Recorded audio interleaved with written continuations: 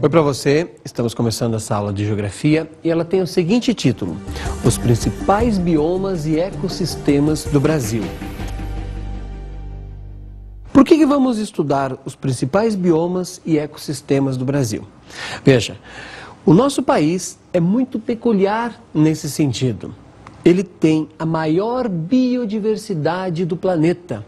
O mundo olha para o Brasil, o mundo estuda o Brasil. Portanto, nós também temos que conhecer o nosso país. Falando sobre ecossistemas, vamos usar nessa aula a definição que o IBGE tem sobre ecossistema. Acompanhe.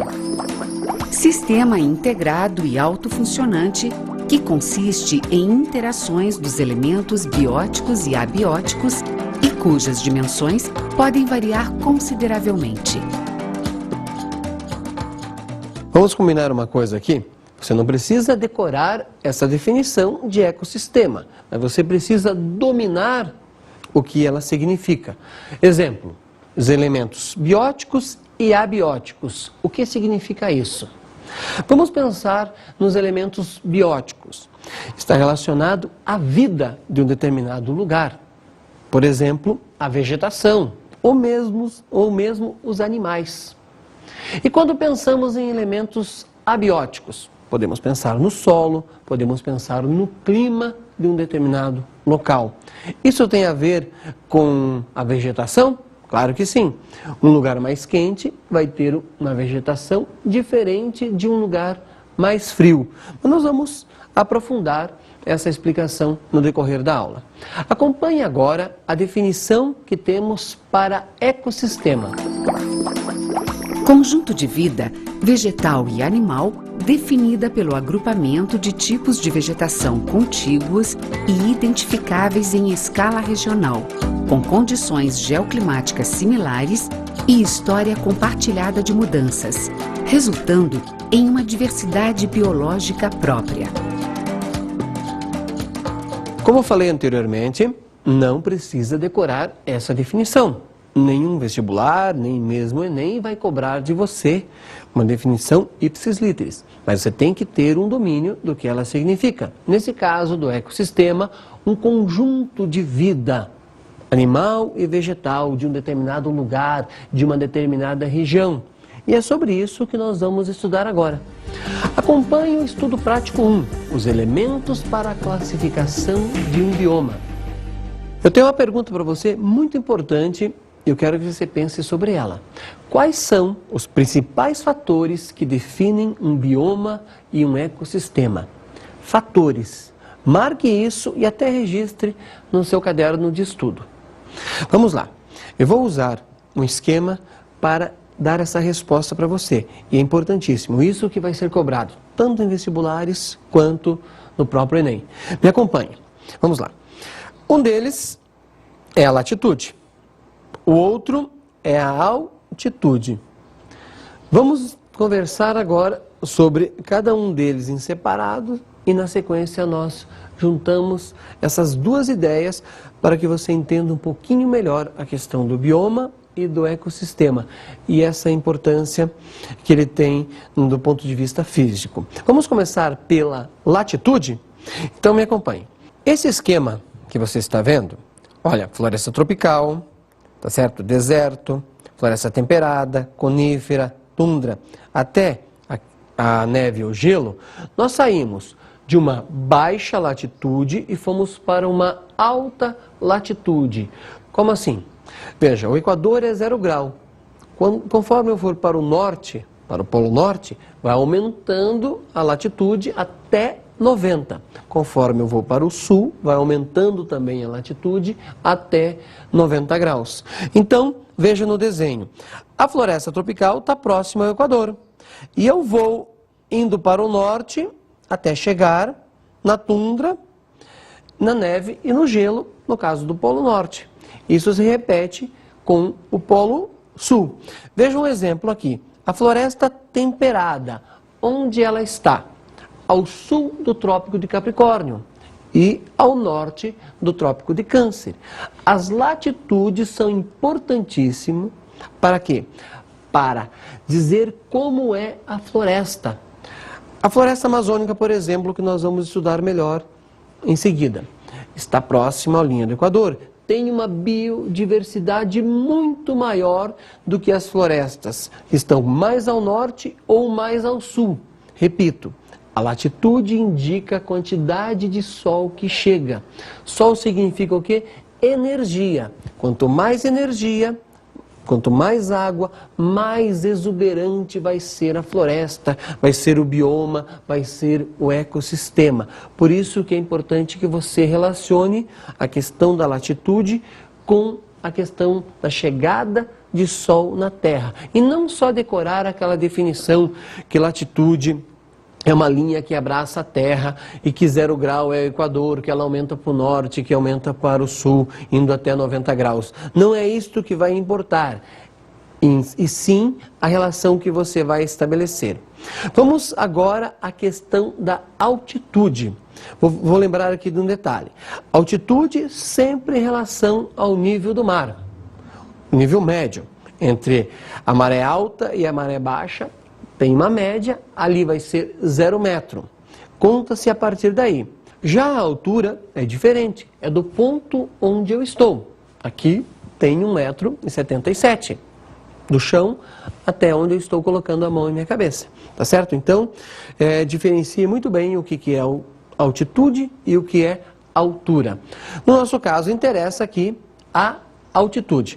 Me acompanhe então no desenho. Perceba, conforme eu vou subindo, vai diminuindo a exuberância da vegetação. Da mesma forma como a latitude aumentou, diminuiu a exuberância da vegetação, chegando na tundra e no gelo onde não tinha nada, vai acontecer a mesma coisa com a altitude. Por que isso? Veja, a cada 100 metros que eu vá subindo, diminui em média 0,6 graus. Se há uma diminuição na temperatura, também vai diminuir a biodiversidade. E é justamente isso que o desenho está mostrando. Me acompanhe. Conforme nós vamos subindo, nós vamos ter temperaturas menores até chegar à neve eterna nas montanhas, onde praticamente desaparece a biodiversidade ou vai ter um número muito pequeno de vida neste local. Importantíssimo você relacionar então altitude e latitude. Claro que próximo à linha do Equador, que é um lugar que chega muito sol, se for muito alto, vai ter uma quantidade menor de vida. Mas se ele estiver numa altitude próxima ao nível do mar, não passando de 2, 3 mil metros de altitude, vai ter uma biodiversidade muito grande. Agora eu quero que você some mais 2 elementos a esses 2 que nós acabamos de estudar: solo e clima. Pense, solo, clima, latitude e altitude formam um conjunto de um bioma. Por que o solo? Por que o clima? O clima quente e o clima frio, como eu disse antes, vai ajudar muito na biodiversidade. Também para o solo. Se o solo vai ser fértil, se esse solo não vai ser fértil. Como assim? Existe solo fértil e solo não fértil? Claro que sim. Nós vamos encontrar solo muito mais arenoso, que vai ter uma quantidade menor de nutrientes, do que solos que têm uma quantidade grande de nutrientes, que são chamados os solos férteis. 2 áreas com solo fértil terão a mesma vegetação? Não necessariamente. Pense na seguinte situação: se o solo fértil próximo ao Equador e na altura do nível do mar, vai ter uma biodiversidade bastante grande. Mas se esse solo fértil estiver longe da linha do Equador, e ao sul do Trópico de Capricórnio ou ao norte do Trópico de Câncer, vai chegar menos luz. Mesmo sendo um solo fértil, vai ter uma biodiversidade bastante reduzida. E se o solo fértil estiver na mesma latitude, mas em altitudes diferentes, vai ter uma diversidade de vida distinta? Vai sim. Por quê? Lembre-se que quanto mais baixo, mais próximo ao nível do mar, maior a temperatura. também vai ter uma quantidade de vida maior do que se for próximo a uma montanha, em altitude mais elevada, principalmente acima de 1.500, 2.000 metros de altitude. Reduz bastante a biodiversidade. Estudo prático 2, biomas e ecossistemas do Brasil. Me acompanhe. Então nós temos aqui um mapa mostrando os climas do Brasil e o outro mostrando a nossa biodiversidade, os nossos biomas, as nossas florestas, os nossos ecossistemas. Primeiro eu quero lembrar de um detalhe importante, de maritimidade e continentalidade. O que é isso?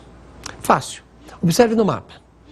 Veja, as áreas próximas ao oceano, claro que vão receber muito mais umidade quando acontece a evaporação do mar, quando evapora essa água e ela é levada até o continente, provocando chuvas, tá certo? A continentalidade são áreas longe do oceano. O que tem isso? Sofre menos influência do oceano e tem também uma variação muito grande de temperatura, uma amplitude térmica muito grande. Por exemplo, regiões na capital Campo Grande, na capital Cuiabá, ou mesmo em Rondônia, que estão longe do oceano, o que acontece? Durante o dia, a temperatura está 35 graus e à noite ela vem para 25 graus.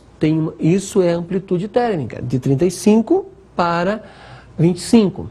Já próximo ao oceano, como eu risquei antes para vocês, o que vai acontecer? Durante o dia, 25 graus, à noite vem para 23, 24 graus ou 20 graus no máximo. Claro que isso vai influenciar também num ecossistema e num bioma. Maritimidade e continentalidade. É fácil gravar. Maritimidade próxima ao mar e continentalidade longe dos mares, longe dos oceanos. Limpando então a tela, para facilitar a nossa leitura, vamos estabelecer algumas relações. Veja lá. Aqui está a floresta amazônica. Ela ocupa quase metade do nosso território, 4,1 milhões de quilômetros quadrados. Lembre-se que o Brasil tem 8.511.000 e alguns quebrados, que é o tamanho do nosso território. A Amazônia é a maior floresta do planeta, a maior floresta equatorial. E quando nós olhamos para a Amazônia, nesse mapa, e olhamos para o mapa de clima, qual que é o clima que tem nessa região? O clima equatorial úmido. Automaticamente, próximo ao Equador, uma região relativamente baixa e com uma grande quantidade de sol, claro que nós vamos ter uma floresta muito exuberante.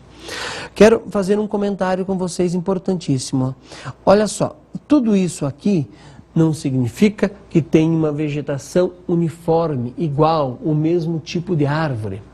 Dentro da floresta amazônica existem diversas outras florestas, tá certo? Muitas ainda desconhecidas. A floresta amazônica não é uma floresta só brasileira. Claro que ela não respeita os limites que nós criamos, que são os territórios das nações dos países. Importante também que você marque que a Amazônia é cortada pela linha do Equador. O que significa isso?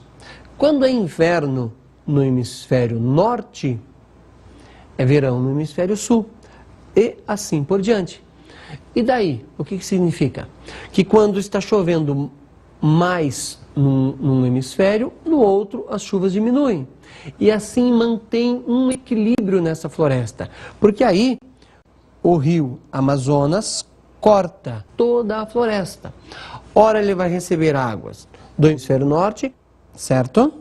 Quando for o período de chuvas no hemisfério norte, ora ele vai receber águas do hemisfério sul. E assim o rio se mantém com um nível médio de água, que também ajuda a floresta, principalmente aquela que está nas margens dos rios. Não esqueça, a floresta amazônica também é chamada de floresta ombrófila. Por quê? Ela necessita de muita água para se manter. Água e calor. Próximo ao Equador, chega uma quantidade enorme de energia. Outro fato importante que você deve guardar. A partir da década de 70, a floresta amazônica passou a ser destruída, devastada em uma velocidade muito grande. Por que a partir da década de 70? Importante você guardar isso. Foi a partir desse momento que o Brasil passou pela Revolução Verde. O que foi a Revolução Verde? Foi o momento que mecanizaram as áreas agrícolas de nosso país, principalmente na região sul e sudeste.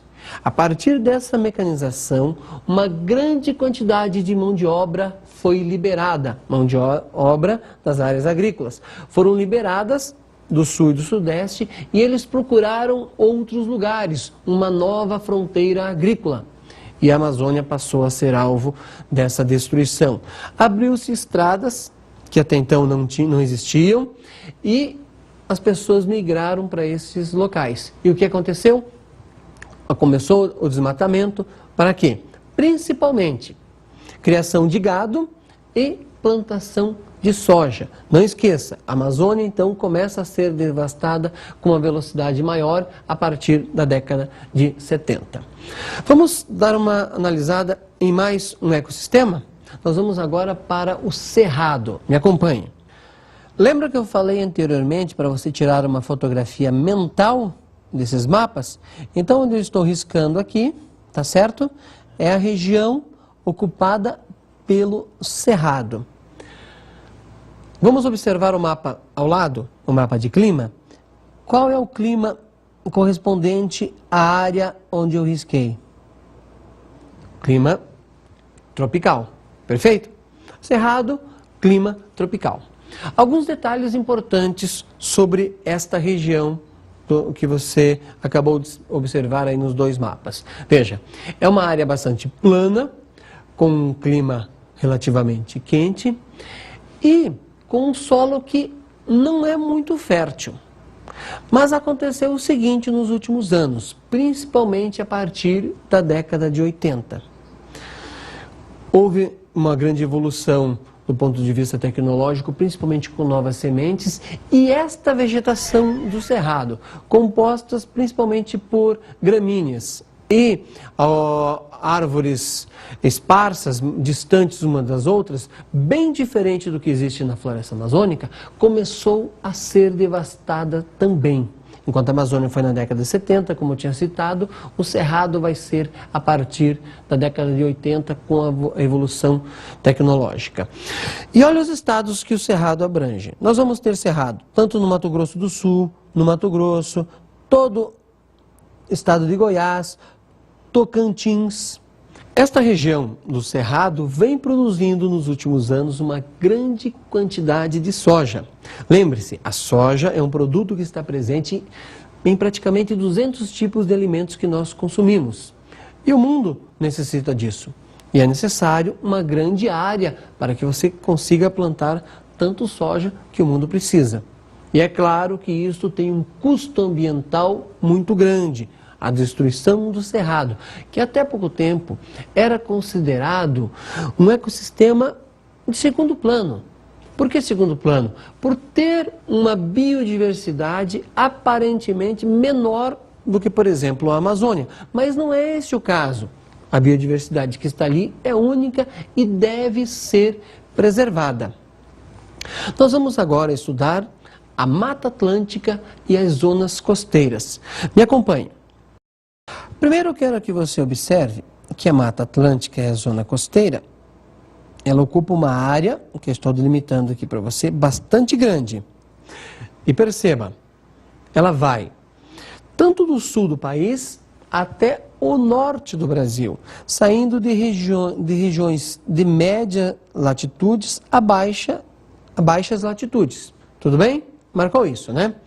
Então vamos analisar agora um outro detalhe que este mapa está mostrando. Veja, século XVI. Olha como que estava representada a nossa Mata Atlântica. Tudo bem? Agora olhe para a legenda atualmente. Nós temos apenas algumas manchas de Mata Atlântica. Por que isso? O que aconteceu? A Mata Atlântica é o ecossistema que vem sendo destruído desde a chegada dos nossos primeiros antepassados, desde a chegada dos primeiros portugueses. Foi aí que começou a retirada do pau-brasil. Lembra do pau-brasil? A partir de 1500 ele se torna muito importante, porque dele se tirava principalmente a tinta vermelha.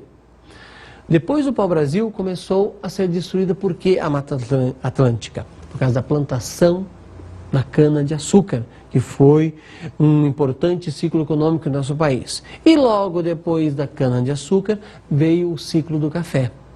Dessa forma, ao longo desses mais de 500 anos, houve uma grande devastação e a Mata Atlântica quase desapareceu. Observe novamente no mapa, para que você consiga relacionar a legenda com a distribuição da Mata Atlântica em nosso país. Claro que a maior parte dela já foi, infelizmente, destruída. Restaram alguns parques no Paraná, Santa Catarina e em São Paulo. Uma área muito pequena para o tanto de área que existia no início da colonização. E deve ser preservada. Ela tem uma importância bastante grande, principalmente para as chamadas zonas costeiras, como citei anteriormente. Como assim? Veja um detalhe aqui importantíssimo. Eu vou fazer um perfil para você aqui. Temos aí a Serra do Mar e está lá o Oceano Atlântico. A Mata Atlântica estava cobrindo a Serra do Mar. A partir do momento que a vegetação foi retirada da Serra do Mar, o que aconteceu? Os rios perdem o seu fluxo, eles começam a carregar mais sedimentos. E o que vai acontecer com o mangue, que tem uma importância muito grande para o oceano, porque é aí no mangue que a maior parte da vida marinha vem se alimentar, vem se reproduzir num período de sua vida, vai ser destruído. Porque se você tira a vegetação da Serra do Mar, onde tinha a floresta atlântica, vai carregar mais sedimentos, vai depositar aonde? No mangue. A partir daí, o mangue desaparece e em cadeia os dois vão desaparecer, causando um dano ambiental muito grande à natureza e automaticamente para nós. Caatinga é o nosso próximo objeto de estudo. Aquilo que nós combinamos antes, tira uma fotografia mental. Aqui é a região da Caatinga, tudo bem? E olha o clima que existe na região da Caatinga, tá certo? Tropical semiárido. Vamos discutir melhor essa palavra no decorrer, semiárido. A Caatinga também é conhecida como floresta branca. Por que isso? É uma palavra tupi-guarani e ela não tem aquela exuberância, aquele verde que tem na floresta amazônica ou na floresta atlântica, que também pode ser chamado de florestas atlânticas pela biodiversidade que existe. Tudo bem? Floresta branca, se aparecer essa palavra, você vai lembrar da Caatinga. E a relação é muito forte entre este tipo de vegetação e o tipo de clima. E eu quero aproveitar para fazer uma relação também com um poema. Acompanhe. Patativa do Assaré, um importante artista brasileiro. Quando é inverno abundante, no meu Nordeste querido, fica o pobre em um instante do sofrimento esquecido. Tudo é graça, paz e riso, reina um verde paraíso por vale, serra e sertão. Porém, não havendo inverno, reina um verdadeiro inferno de dor e de confusão. Fica tudo transformado, sofre o velho e sofre o novo, falta pasto para o gado e alimento para o povo. E um drama de tristeza. Parece que a natureza trata tudo com rigor. Com essa situação, o desumano patrão despede os seu morador.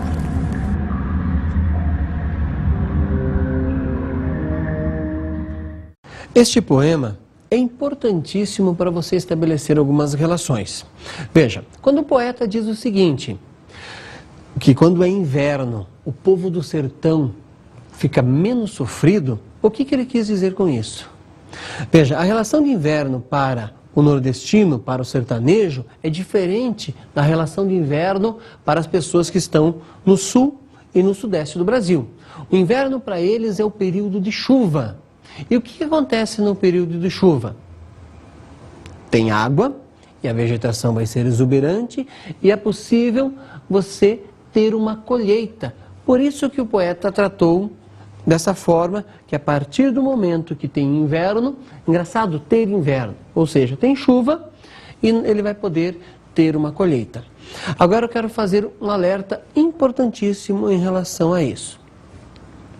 Se você perceber, é sempre atribuído a questão da seca à pobreza do Nordeste. É só fazer uma análise. Em várias outras músicas, exemplo, o Asa Branca. O Asa Branca que saiu do sertão por quê? Veio a estiagem. Automaticamente as pessoas também saem do sertão por causa dos longos períodos sem chuva. Mas isso não deve ser motivo para relacionar pobreza e falta de água.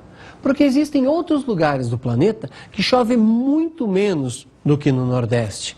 Lembra que eu disse semiárido? E não é em todo o Nordeste também, né? Semiárido quer dizer que existe sim uma quantidade de chuva, só que de maneira irregular. Israel, por exemplo, chove muito menos do que no semiárido brasileiro. Por que lá não tem a pobreza que existe no Nordeste? Então não podemos ser deterministas ao ponto de dizer que a natureza é culpada pela pobreza. É a natureza que faz as pessoas migrarem deste local, desta região, para outros pontos do país. Porque daí é muito fácil, né? Eu colocar a culpa num elemento que não pode se defender, no caso, a natureza. Agora eu quero fazer uma ressalva bastante importante em relação aos limites de cada um desses ecossistemas e desses biomas. Como assim limites? Quando nós observamos no mapa, dá a impressão que um bioma termina e já começa outro, não é verdade? Me acompanhe. Olha só, aqui termina, segundo o mapa, a Caatinga. Mas onde termina a Caatinga não começa do nada a próxima vegetação. A natureza não trabalha assim. Existe uma zona de transição e são várias anotadas nesse mapa. Um exemplo disso é a Mata dos Cocais. O que tem aí na Mata dos Cocais? Um exemplar muito destacado, muito importante, é o babaçu. Por quê? Ele é utilizado na indústria de cosméticos, no mundo inteiro. E a indústria que utiliza o babaçu acaba fazendo a propaganda que, usando o babaçu, ela mantém a floresta em pé, porque é só colhido o seu coco. E a partir desse coco é retirado um óleo, que, como eu falei, é utilizado em perfumes, shampoos, sabonetes e assim por diante. Toda a indústria do cosmético. Também, entre o Cerrado e a Amazônia, existe zona de transição. Entre a Mata Atlântica e o Cerrado existe uma zona de transição. Não é possível terminar uma floresta e começar outra como se a natureza estabelecesse um território fixo. Esta linha, por exemplo, que você está observando, que eu estou riscando, e as várias outras que eu risquei, neste mapa daria aproximadamente uma área de 150 quilômetros na escala que você consegue observar. É uma área bastante grande, em linha reta, para ser analisada. E acontece um degradê nesse espaço onde há a troca de um ecossistema para o outro. Pampa é o nosso próximo ecossistema. Vamos observar no mapa onde se encontra esse tipo de vegetação?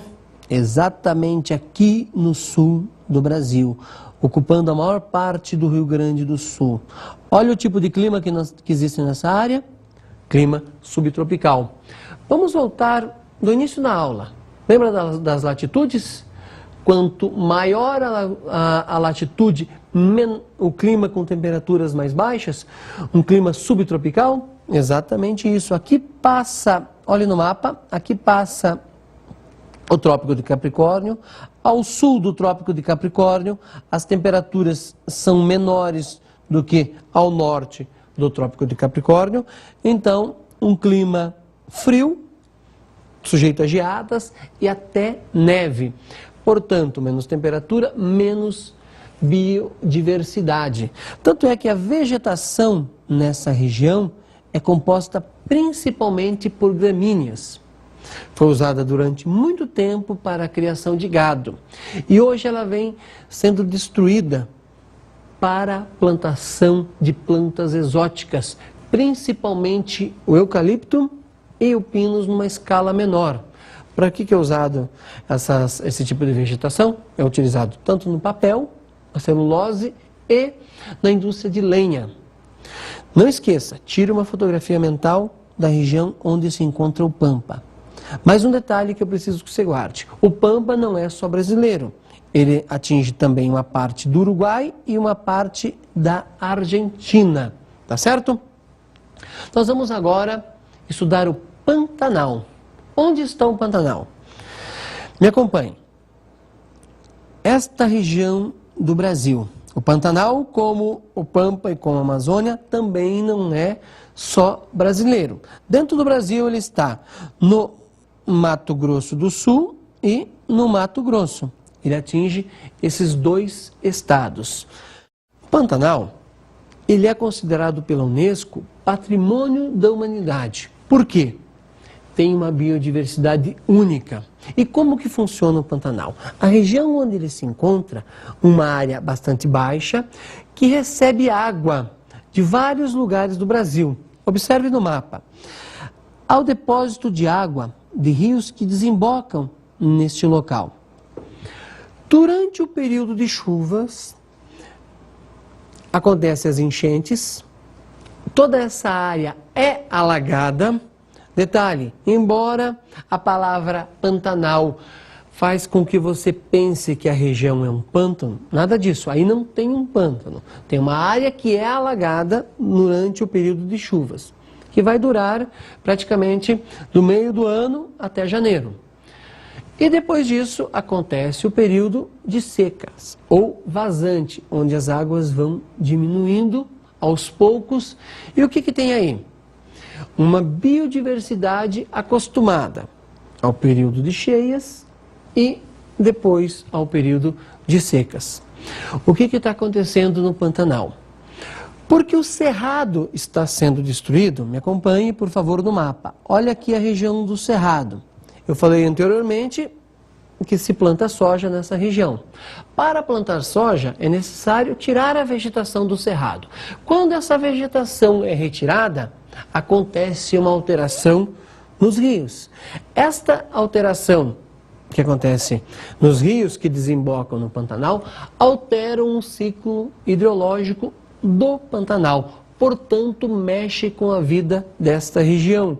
O mundo vem cobrando do Brasil de maneira urgente, para quê? Para que tome providências e não destrua também este ecossistema tão importante, não só para o Brasil, como para o mundo. Por isso que é patrimônio da humanidade.